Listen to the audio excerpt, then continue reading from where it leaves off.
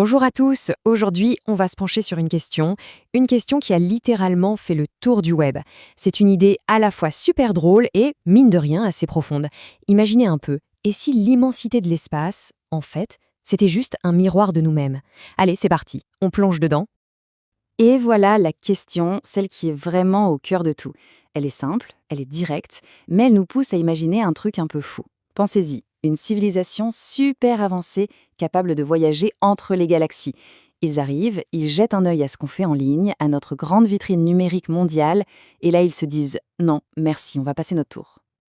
Et c'est justement là que toute la force de cette idée se trouve. Attention, hein, ce n'est pas une théorie scientifique ou quoi que ce soit. C'est juste un point de départ génial pour l'imagination. D'un côté, il y a l'humour, parce que la situation est complètement absurde, on est d'accord. Et de l'autre, eh bien, il y a le mystère. Ce mystère qui vient de cette question qu'on se pose tous, est-ce qu'on est vraiment seul dans l'univers? Alors là, cette phrase, elle rend le truc hyper concret. Fini l'abstrait, on parle de comportements bien réels, bien spécifiques, que nous, on diffuse à travers tout le cosmos sans même y penser.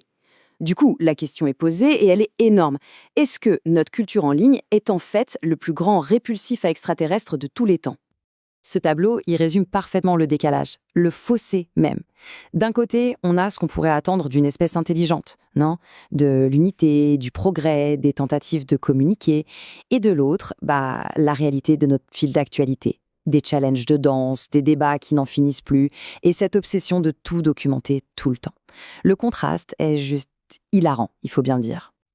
Et sans surprise, évidemment, cette idée a un potentiel viral énorme.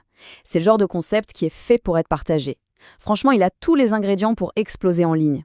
C'est presque une boucle parfaite quand on y pense. Une idée qui parle des réseaux sociaux et qui devient virale sur ces mêmes réseaux. C'est assez génial. Mais alors, pourquoi est-ce que ça prend autant? Pourquoi ça marche si bien? En fait, on peut décomposer ça en 3 points assez simples. D'abord, bien sûr, c'est drôle. Ensuite, c'est complètement absurde. Et ça attire l'attention, c'est sûr. Et enfin, le troisième point, et c'est peut-être le plus important, c'est que c'est un peu philosophique. Ça nous fait réfléchir, quoi, même si à la base, c'est juste une blague. Et justement, ce côté philosophique, c'est là-dessus qu'on va s'arrêter un instant. Parce que derrière le côté marrant, derrière la blague, cette question, c'est en réalité un miroir assez puissant qu'on tend à notre propre société. En fait, cette petite phrase toute simple, elle ouvre la porte à des discussions beaucoup, beaucoup plus profondes. Elle nous oblige à nous demander comment on est perçu. Pas juste par des extraterrestres, mais par nous-mêmes en fait. Qu'est-ce que tout ça, toute notre culture numérique, dit vraiment de nos priorités en tant qu'espèce? Et les sujets de discussion qui en découlent sont super variés. Comme on peut le voir, ça nous questionne sur le comportement humain, au niveau de l'individu, mais aussi sur notre société moderne dans son ensemble. Et bien évidemment, il y a toujours cette partie de la conversation qui revient à la question fascinante, y a-t-il de la vie ailleurs? Notre mission, ici, est donc assez claire. On part d'une idée simple, virale, presque une blague, pour explorer des questions qui sont, au fond, fondamentales. Alors la prochaine étape, elle est logique, c'est de lancer le débat, de transformer cette petite réflexion en une véritable conversation collective. C'est maintenant que la discussion commence vraiment.